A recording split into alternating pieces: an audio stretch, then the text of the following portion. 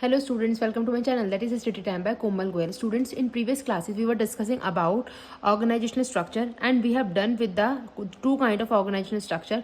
One was functional organizational structure and another one was divisional organizational structure. Fine. And we have discussed all the advantages and disadvantages of that. Fine. And today we are going to talk about formal organizational structure. Basically, what is formal organization? And in second class, in the next class, we are going to start with the informal organization, and then we'll talk about the difference also. Fine. So in today's class, I am going to talk about the introduction of formal organization, and I'm going to talk about the advantages and disadvantages of a formal organization only. Fine. So by today's class, I'm going to start with the introduction, in which if we are performing organizing process, or we can say if we are performing function of organizing, so it creates systematic working in the organization. Fine.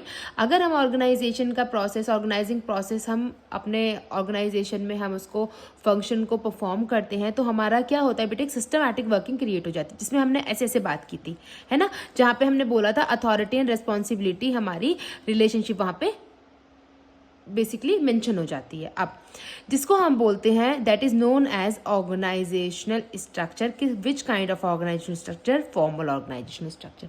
This is all about formal organisation. Basically what is formal organisation? Formal organisation is defined as authority and responsibility relationship in the organisation which is created by the manager intentionally, और we can say it can create by the manager deliberately. ये manager, इसको अगर हम हिंदी में बात करें, intentionally and deliberately दोनों एक दूसरे का सिनोनियम है, जिनमें हम बोलते हैं जानबूझकर. मैनेजर इस तरीके के ऑर्गेनाइजेशन को इंटेंशनली ऑर्गेनाइजेशन में क्रिएट करता है. रीजन क्या होता है इसका? सो दैट एक सिस्टमैटिक वर्किंग चल सके. ठीक है, सो दैट एक स्केलर चेन को हम परफॉर्म कर सके. What kind of scalar chain? जहां पे हम बात करते हैं कि हमारे जो चेन ऑफ कमांड है वो हमारी फॉलो हो रही है. ठीक है, नेक्स्ट अब हम बात करते हैं इस तरीके के ऑर्गेनाइजेशन में इंटरपर्सनल रिलेशंस की कोई भी जगह नहीं होती है. अगर हम बात करते हैं ऑर्गेनाइजेशन की, तो यहाँ पे बेटा ध्यान रखिएगा कि इंटरपर्सनल रिलेशंस यहाँ पे मेंटेन नहीं किए जाते हैं. ठीक है, तो जब इंटरपर्सनल रिलेशंस यहाँ पे नहीं लिए जाते हैं, तो यहाँ पे हमारा जो काम होता है सिर्फ और सिर्फ हमारा काम पे ध्यान होता है. एंड जब इंटरपर्सनल रिलेशंस की नीड नहीं यहाँ पे देखी जाती है, तो ये हमारा एक डिसएडवांटेज भी क्रिएट हो जाता है. फाइन. एंड जब यहाँ पे हम सिर्फ वर्क और वर्क के बारे में बात करते हैं, तो ये एक इसका एडवांटेज के साथ साथ डिसएडवांटेज भी बन जाता है. फाइन. आई होप आपको इतना क्लियर है, जिसमें इंट्रोडक्शन में ही मैंने आपको काफ़ी सारी चीज़ें बता दी हैं. मैंने बता दी कि इंट्रोडक्शन से ही आपका एक एडवांटेज निकल गया, इंट्रोडक्शन से ही आपका एक डिसएडवांटेज निकल गया. फाइन. एंड जब हम बात करते हैं एडवांटेज और डिसएडवांटेज की, तो एक एडवांटेज हमारा सेम डिसएडवांटेज बन जाता है, जहाँ पे हम कहते हैं more emphasis on work. It is the advantage according to the point of view of the organisation, but it can be known as, it can be called as, we can say the disadvantage of the organization for the social beings who needs interpersonal relations, right, who needs social need, who have some social needs. but ये यहाँ पे functional organisation में, formal organisation में क्या होती है बेटा, ये हमारी फॉर्मल ऑर्गेनाइजेशन में इग्नोर कर दी जाती है. ठीक है, चलिए अब एक एक बारी बात कर लेते हैं एडवांटेजेस की और डिसएडवांटेज की. अगर हम एडवांटेज की बात करते हैं, सबसे पहले एक सिस्टमैटिक वर्किंग होती है. क्यों सिस्टमैटिक वर्किंग होती है? क्योंकि सिस्टमैटिक में हम यहाँ पे अथॉरिटी एंड रिस्पॉन्सिबिलिटी की रिलेशनशिप आसानी से मेंशन कर देते हैं, जिसमें हम एक स्केलर चेन को फॉलो करते हैं. एंड इससे हम कह सकते हैं कि जब हम सिस्टमैटिक वर्किंग करेंगे, सब चीज़ें रिदम में होंगी, सब चीज़ें हमारी लाइन वाइज होंगी, तो हमारा अचीवमेंट ऑफ ऑर्गेनाइजेशनल गोल यहाँ पे हो जाता है. This is a very positive point of this. Fine. And next, अगर हमें पहले से पता है कि किसके पास कितनी अथॉरिटी है, किसको कितनी रिस्पॉन्सिबिलिटी देनी है, जॉब कैसे असाइन करनी है, सो एंड सो फोर्थ, तो अल्टीमेटली यहाँ पे ओवरलैपिंग भी नहीं होती है एंड कोऑर्डिनेशन अच्छा रहता है, क्योंकि पूरा हमारे स्केलर चेन बनी हुई है. आप आराम से, आपको पता है कि हमें कैसे उसमें चलना है.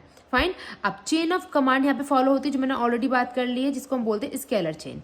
जब स्केलर चेन फॉलो की जाती है, इट मीन सारी चीजें हमारे रिदम में है, हमको पता है कि हम कैसे कोऑर्डिनेट करेंगे लोगों से. फाइन. एंड फाइनली इसमें सारा काम पे ध्यान रहता है एम्प्लॉयज का. इंटरपर्सनल रिलेशन की यहाँ पे कोई भी रिक्वायरमेंट या कोई भी नीड फुलफिल नहीं की जाती है. ठीक है, अब अगर हम इसके डिसएडवांटेज की बात करते हैं, तो यहाँ पे डिले हो जाता है एक्शंस में। क्यों? डिसीजन मेकिंग बहुत लेट हो जाती है, क्योंकि बेटा यहाँ पे हम स्केलर चेन फॉलो करते हैं जिसमें हम ऐसे ऐसे चलते हैं, ठीक है, ऐसे। और अगर हमें इस बंदे से यहाँ पे बात करनी होगी तो हमें ऐसे ऐसे पूरा स्ट्रक्चर फॉलो करना होगा, जो मैंने आपको फ्यूल के प्रिंसिपल्स में भी समझाया था स्केलर चेन में, ठीक है। तो इस वजह से हमारा क्या है, डिसीजन मेकिंग एंड एक्शंस हमारे डिले हो जाते हैं, क्योंकि हमें सबसे कोऑर्डिनेट करके चलना होता है। ये एक पॉजिटिव पॉइंट भी है, बट अगर देखा जाए तो एक नेगेटिव पॉइंट भी है। फाइन। सेकेंड, सोशल नीड्स का यहाँ पे कोई भी देखा वाली नहीं होती है। अगर कोई भी पर्सन है जो सोशल नीड्स को चाहता है फुलफिल करना, उसकी सोशल नीड फुलफिल नहीं हो पाती, इग्नोर हो जाती है वो, ठीक है। एंड लास्ट, सिर्फ और सिर्फ हम पे काम पे ध्यान रहता है और किसी भी चीज पे ध्यान नहीं रह पाता है। This is the big advantage of this kind of organisation. So आपको कीवर्ड्स ध्यान रखने हैं। फॉर्मल ऑर्गेनाइजेशन कैसे क्रिएट होता है?